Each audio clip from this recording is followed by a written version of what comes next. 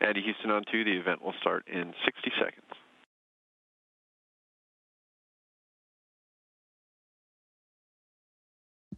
Copy, I'm ready.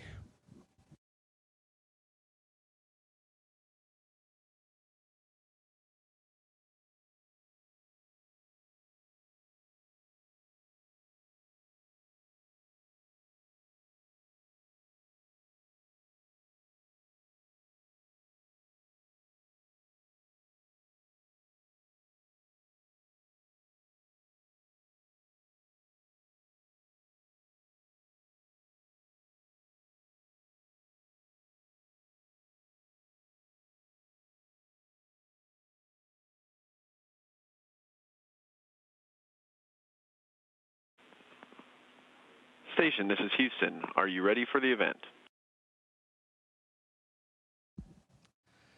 Houston, this is Station. I'm ready for the event. European Space Agency, this is Mission Control Houston. Please call station for a voice check. Lidt overrasket blev jeg, at det gik op for mig, at når man er uddannelses- og forskningsminister, så er man såmænd også minister for det ydre rum. Det er ikke engang løgn. Det tror jeg heller ikke, ministeren vidste, dengang Lykke ringede til hende, men vi kan prøve at spørge hende selv. Christina Elo. Den bare Andreas, vi glæder os.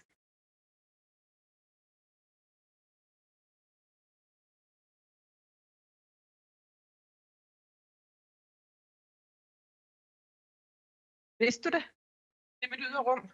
At jeg fandt ud af det efter nogle dage, efter regeringen var dannet. Der var en, der sagde til mig, er du klar over, altså i omfang er jo altså den minister, der har det største ressort, og vi ved jo faktisk ikke, fordi rummet er uendeligt og alt det der, ikke? Stor magt. Jeg havde sagt ja alligevel. Men, ja. Vi skal ikke helt ud til det ydre rum nu. Lidt tættere på. Jeg ved ikke, om det er stadig. Den bare Andreas. Nu har jeg glædet mig til at kunne sige Andreas Mogensen her i Herning. Topmødet, DI-topmødet i Herning 2023. In 2023. Og svæver han. Andreas Mogensen, tillykke med udnævnelsen til commander, som jo fandt sted. Hi, Andreas. Congratulations with being appointed commander. How do you feel up there? Jamen, tusind tak, og velkommen til den internationale rumstation. Jeg har det fantastisk. Det har vi alle sammen. Vi har været heroppe lidt over en måneds tid nu. Det er lidt overraskende, så hurtigt tiden er gået. Men vi er faldet godt til. Arbejdet går godt. Work is going well. The Expedition 70 started this week, and I took over the commander post this week. En anden ting, jeg er klar over, er en af de aller sidste personer, Andreas Mogensen så, inden han drog opad. Det var faktisk dig, Christina Elo. Hvad vil du gerne spørge ham om? Before he lost was you, Christina. Nu har du Hi, Andreas. Nu har du været deroppe i Thank you for the last time. Og dermed jo også You've been up there for about a month, and weightless for the first time in a very long time. How does that feel in your body and in your head? Det er ikke noget, man rigtig lægger mærke til, udover at it's something you don't really pay much attention to, except I feel a little congested in my head because the blood doesn't really get sucked into my legs by gravity. But I feel very good. I exercise 2 hours every day, so I feel healthy. And it's very fun to be here in a completely different condition. Det er jo en lidt anderledes lederrolle, kan man godt sige, at du har påtaget dig som leder af en rumstation. Udover at motionere de her 2 timer, hvad gør I så konkret for at sikre den psykiske velvære og what do you do to ensure your physical and mental well-being up there? Ja, det er et godt spørgsmål. Altså, vi That's a very good question. For at kunne ligesom bevare vores maintain til at arbejde, our ability to work efficiently for 6 months. We try to have a very structured work day. We get up at the same time every day, and we stop working at 7:30 at night, so we also have time to eat dinner and relax. And we then use Saturday to clean because, of course, the space station has to be clean. Everything has to be organized. And then we take Sunday off. We also try to eat meals together at least a few times a week, where we get together and have a good time, talk. And we also have the opportunity to speak to a psychologist. So there are multiple ways that we're trying to stay well. That's good to hear, and that you're all doing well. But it's also very hard work. While you are there, you have to do experiments up there on behalf of Danish universities. And you have some Danish companies, Danish aerospace, have some technologies up there to do biological experiments. Could you tell us how that is going? Jo, jeg i gang med at teste health monitoring. Yes, I am testing right now a sensor that can monitor different parameters such as your heart rate, your respiratory frequency, and your temperature. It's like a little sensor I can wear under my clothes all day, and it can measure my vitals. That is one example of the things that we are testing up here. We are subjects. We give blood samples, urine samples, saliva that's being analyzed up here and on Earth, and then we will compare results from before and while we're up here and after to compare results and see what happens. And the other experiment is about the giant flashes. You have to take some photos of a little camera. Now you have to take bigger photos. What is it? What are these giant lightnings? What do we have to find out about them? What do we use the knowledge about them for? Although a lot of the research we do up here is secondary research, we also do fundamental researching where we try to become more knowledgeable about human beings, about the universe. And so for 20, 30 years ago, we discovered a new phenomenon, these giant lightnings that shoot up from the ground and out into space. And we want to know more about how they start and why and what kind of influence they have on our atmosphere. We have cooperation with Therma, a very big company. We have to be on the outside of the space station.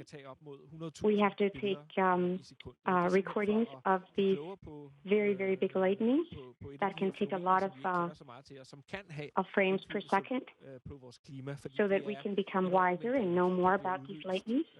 There's huge amounts of energy that are being released into the atmosphere. It's also maybe a way to transport gases from different levels of the atmosphere. So it could also maybe influence our climate. And something that we need to use in our models. There are also some experiments with something that we know about here, 3D printing, water purification.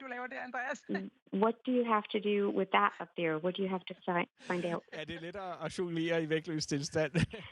It's easier to juggle in weightless condition. vandrensning for eksempel. Water purification, for instance, and 3D printing are technologies that we can use on Earth, but also have a lot of significance in the future when we go further into space. First back to the moon, but also later onto Mars. We have to be independent as much as possible from Earth when we are in space. It's very expensive to send something up here. So we have to recycle as much as possible, and that also applies to water. Our urine, our sweat, all the condensation is being collected and purified to become drinking water, and we're using currently about 95% we are recycling aboard. We are testing a new technology to purify wastewater in a way that does not. We're using proteins to transport water molecules, and 3D printing is another experiment. I have to test the 3D printer in the hope that in the future we can print our own spare parts and components that we need up here. Right now, everything is being transported from Earth up to us, but if we can print them ourselves, it will make us more independent from Earth, something that is very exciting for the future when we go further into space, for instance, to Mars. I'm very curious. Is that a watch you have on your... what do you use that for? Time passes a lot faster up there with all the sunrises you experiment every 24 hours. It's a completely normal watch I'm wearing. We use Greenwich Mean Time.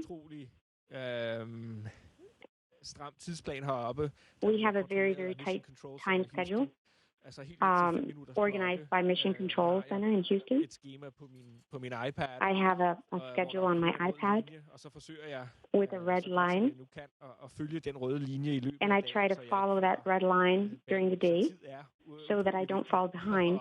Time is extremely important up here, even if we don't have a normal day and night rhythm. It's very, very nice to hear that you can eat together and that you take time off on Sunday. But what do you do when you don't work up there? I spend time talking to my family and my friends, and I also love to watch, to sit by the window by the cupola, and we can sit out there to look down on Earth and take photos. We have some very good cameras with very big lenses, so we can sit here and take photos of the Earth and share with people on Instagram, for instance, Twitter, Facebook. Andreas, jeg ved ikke, om du kan høre det, men jeg tror, der var Andreas, enkelte gadget-freaks her blandt publikum, der blev en lille smule misundelige over den linse der, du kunne vise frem. That are very envious of this big lens that you just showed. Hvad er det for nogle tanker, der går igennem dit hoved, når du sidder sådan og kigger på jorden fra det der perspektiv? When you sit up there and look at Earth from that perspective? Jamen, det er utrolig smukt. Og så er det også utrolig imponerende and very impressive to find out how many details you can see up here through an 800-millimeter lens. Bygninger, man kan se igennem constructions that you can see through the lens. Lufthavne, for eksempel. Lufthavne er faktisk en rigtig god måde Airports are a very, very good way to identify the cities that you're looking at. Altså jeg vil sige, det at se jorden heroppe fra to watch the Earth from up here is very beautiful. Man indser hurtigt, hvor unikt et sted you quickly realize how unique Earth is, how crazy it is, and how important it is that we take care of it. There are no alternatives. It's our only place. We have no safety raft. It's so important that on Earth that we make sure we don't ruin it for each other. Another thing that you notice, you can't see country borders. It's one planet. We share it with each other. We're all humans that try to live side by side on the planet. And if we became a little better cooperating, better friends, a lot of our challenges in our daily lives would disappear. Tak for det humanistiske budskab, Andreas Mogensen, her til allersidst. Jeg så jo i weekenden, at du havde kastet dig ud i at lave en chokolademus that you have tried to make a chocolate mousse for yourself and your crew. Was that good? Den smagte utrolig godt, og jeg har faktisk It was so delicious, and I've done it again. It's in the refrigerator right now. I think tonight we're going to have chocolate mousse again. It's a very good way to spend time up here is to share a good chocolate mousse. So I look forward to that tonight.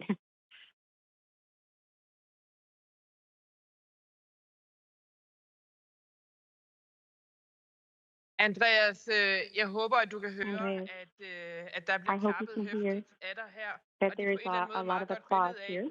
Altså, hvor meget vi hernede i That Danmark shows følger very med well i how det, much du laver we in Denmark ude på den follow internationale your work rumstation. Og jeg vil on også the sige til dig, det International jeg har sagt Space til dig Station. før, at vi And I er, can og det tell er vi you that I've stadigvæk said to you helt before, utrolig we stolte af are dig og det, so du proud gør, of you og det arbejde, som du and what virkelig har you're doing gjort and the work that you're deroppe. Og doing jeg ved også, at du ved up there. utrolig meget, vi alle And sammen I know you følger know med i det. Det how er much we all follow spændende, you.